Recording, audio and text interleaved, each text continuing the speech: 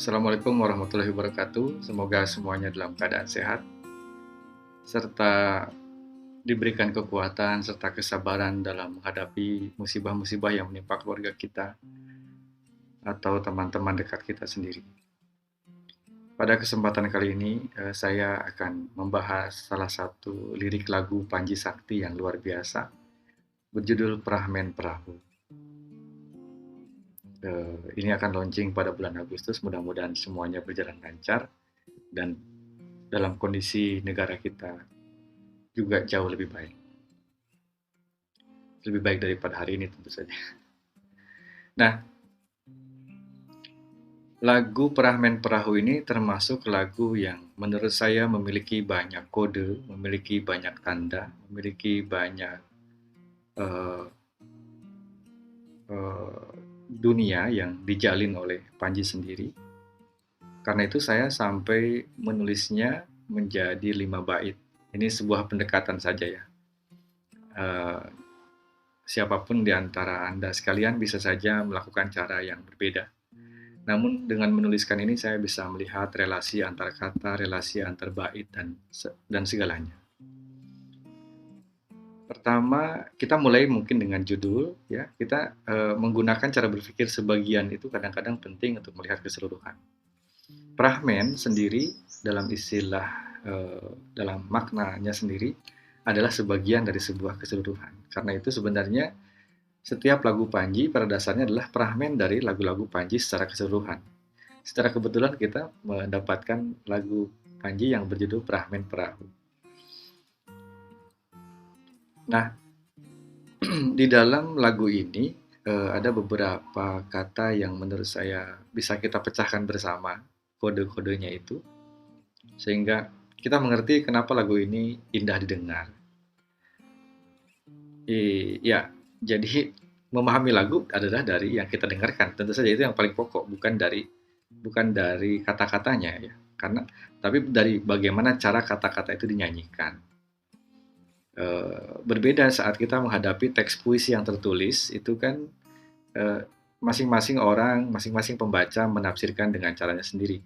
Tetapi mendengarkan puisi dalam bentuk nyanyian atau memahami nyanyian sebagai puisi, kita mendengarkan puisi dalam tafsir nyanyian, gitu ya. Jadi Panji, meskipun Panji yang membuat puisi ini, lirik ini, Panji sendiri yang menafsirkannya dengan tafsir nyanyian, gitu. Kalau mendengarkan cara Panji menyanyikan lagu ini, itu kan seperti secara ikonik, seperti dalam hembusan angin, gitu ya.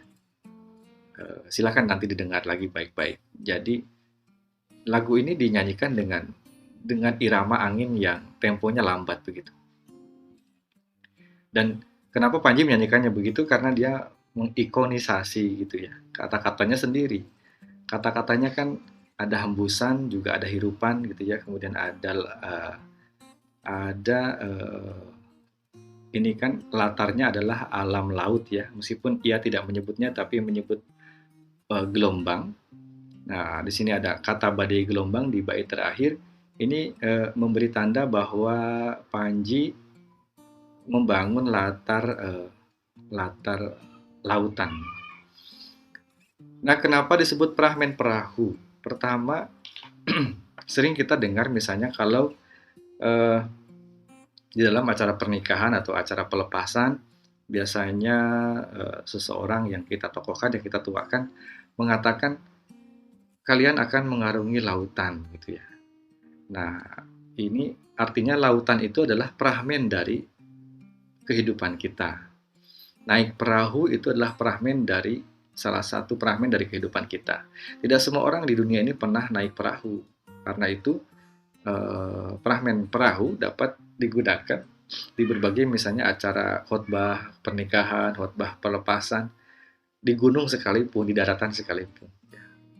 Dan ya umumnya manusia tahu perahu meskipun tidak semuanya bisa naik perahu. Tidak semua orang beruntung naik perahu. Boleh jadi orang-orang yang tinggal di pantai pun tidak semuanya naik perahu. Bukan boleh jadi, itu sangat benar ya. Nah, ada beberapa kata yang berpasangan atau saling menguatkan. Pertama ada Di bait pertama menghembuskan, di bait kedua menghirup. Menghembuskan kalau tanpa ada kata menghirup di sini bisa bermakna mengusir ya. Ini jadi negatif. Kalau menghembuskan namamu dan mu-nya itu semua saya kapitalkan karena ini saya kelompokkan dalam lagu-lagu Panji yang bercorak religius. Bukan Islam ya, tapi religius. Uh,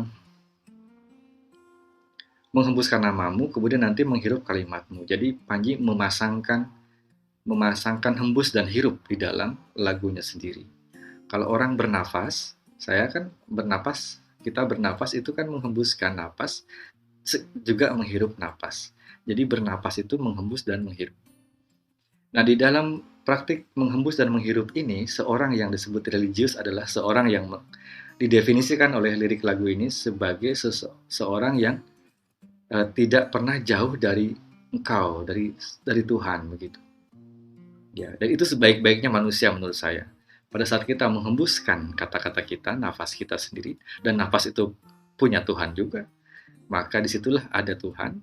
Dan saat kita menghirup, kita pun menghirup Tuhan. Gitu ya. Itu disebut dengan definisi religius, dan agama tidak mengatakan begitu.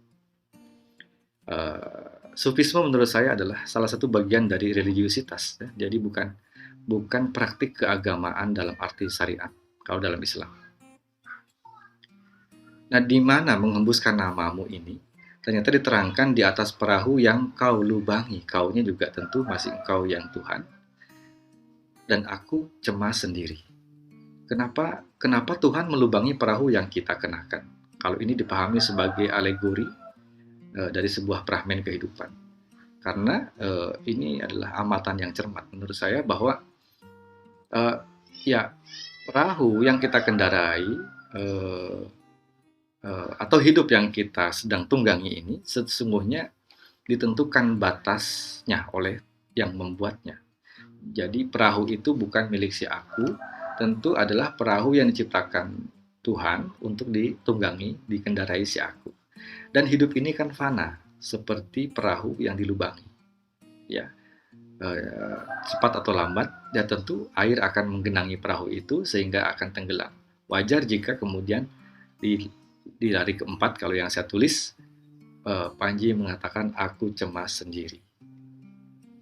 Ya, cemas sendiri. Ini juga multitafsir. Cemas sendiri itu cemas karena dirinya sendiri atau cemas sendirian. Contoh kalimatnya begini. Ya, akhirnya aku jadi iseng sendiri. Nah, iseng sendiri itu artinya gara-gara si aku sendiri membuat keisengan itu. Menciptakan sesuatu yang membuat dia akhirnya harus iseng sendiri. Itu kan lirik puisinya Hairil Anwar. Tapi aku cemas sendiri ini menurut saya dalam konteks lagu Panji adalah aku cemas sendirian. Bukan cemas sendiri dalam arti konsekuensi dari aku yang melubangi perahu, bukan. Engkau yang melubangi. Maka aku cemas sendirian. Jadi an-nya itu dihilangkan, dan inilah salah satu bedanya puisi dengan bahasa prosa. Kemudian dilanjutkan dengan menghirup kalimatmu saat dini hari. Ini juga merupakan ciri atau latar waktu yang menandakan waktu di dalam Islam khususnya. Tentu beberapa agama juga yang mewarisi sejarah yang sama meletakkan waktu dini hari sebagai waktu terbaik untuk menyapa dan saling berbicara dengan Tuhannya. Dan secara kebetulan Panji punya program acara yang berjudul Konser Dini Haru. Jadi dini hari itu sebenarnya tempat kita memasuki keharuan. Mungkin sebenarnya begitu ya. Nah, sehingga diganti oleh Panji menjadi dini haru dalam program itu. Kita kembali kepada bait kedua, menghirup kalimatmu saat dini hari. Sanggupkah aku menghiburmu seperti kau lakukan selalu. Ini kan dari alam yang tadi perahu kemudian loncat ke latar waktu dini hari. Katakanlah si aku ini kan melakukan munajat ya, berdoa, memuji, berzikir. Berzikir itu kan dalam definisi harfiah adalah membahagiakan Tuhan. Tapi tentu Tuhan tidak harus dibahagiakan oleh manusia ya. Karena manusia itu, karena aku itu tahu bahwa segala kebahagiaan bersumber dari Tuhan. Seperti kau lakukan selalu, kalimatnya begitu. Kata Panji, seperti yang kau lakukan selalu. Maka apakah aku pun bisa melakukan itu kepada engkau? Tentu ini pertanyaan retoris sifatnya, karena tidak mungkin ada manusia yang sanggup memberikan apa memberikan apa yang balasan yang serupa terhadap Tuhan. Jadi eh, ya itulah gitu ya, manusia tidak mungkin membalas segala kebaikan Tuhan. Bayangkan bahkan ibadah kita pun, misalnya orang Muslim sholat, itu adalah bukan cara membalas kebaikan Tuhan atau membahagiakan Tuhan. Kita berwudu misalnya, kita sholat, kita bisa sujud, bisa ruku, itu pun semua bukan pekerjaan kita. Dalam arti, air bukan punya kita, air dari Tuhan. Kita berwudu seakan-akan itu adalah pengabdian kita kepada Tuhan. Lah, airnya sendiri punya siapa? Kemudian kita berdiri, sembahyang, sholat, sujud. Kita mampu berdiri, punya kaki, itu dari siapa? Jadi sholatnya saja, wudhunya saja, itu semuanya masih merupakan dalam tanda petik punya Tuhan semua, bukan punya kita. Bukan cara kita membalikkan itu semua. Ya, berikutnya, kau yang mendayung menghembuskan angin, menyalakan jiwa lelaki yang dingin. Ini ada dalam bait berikutnya ini, bait ketiga, ada dua latar. Kau yang mendayung ini kembali ke bait pertama, yakni bait perahu tadi, menghembuskan angin. Lalu menyalakan jiwa lelaki yang dingin, ini memasuki bait kedua. Jadi bait ketiga ini adalah namanya sintesa dari dua latar yang diantarkan. Di latar pertama lautan, latar kedua dini hari, dan di bait ketiga lah kemudian bertemu. Kau yang mendayung menghembuskan angin, di latar tadi menyalakan jiwa lelaki yang dingin. Dingin ini sebenarnya korelasinya pada saat dini hari tadi, tentu saja ya. Itulah yang disebut dengan kaitan-kaitan teks di dalam struktur teks itu sendiri. Esok, ini kita masuk ke bait keempat. Esok saat sampai di Pantai Harapan, aku tahu perjalanan belum usai. Esok saat sampai di Pantai Harapan, aku tahu perjalanan belum usai, semoga kau tak biarkan aku sendirian. Ini dengan segera saya kira dapat dipahami, karena maksudnya bahwa kita dengan perahu yang dilubangi engkau itu akan sampailah pada tujuan yang disebut dengan Pantai Harapan. Ini istilah harapan disebut di dalam lagu ini sebenarnya adalah sebuah tindakan positif memahami kematian.